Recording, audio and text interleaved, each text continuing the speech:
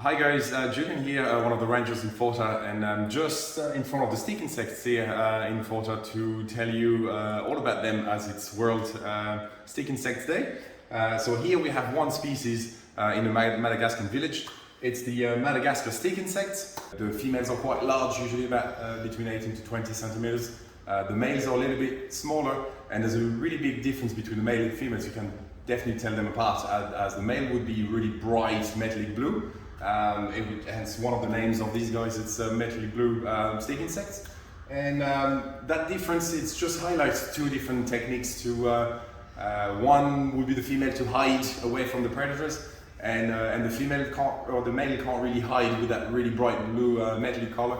But usually it's a sign in the animal kingdom that if I'm brightly colored, I either really test awful, or you might actually die if you eat me. So a lot of poisonous animals or venomous animals as well would have those bright colors to just warn predators.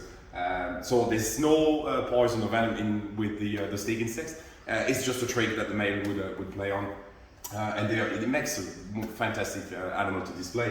So the lifespan of those insects, or stick insects, it's between 8 to 10 months.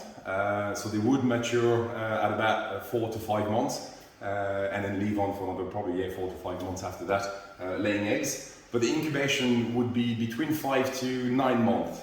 So we have to collect the eggs, put them in a small box. I actually have a few youngs here that just hatched this morning.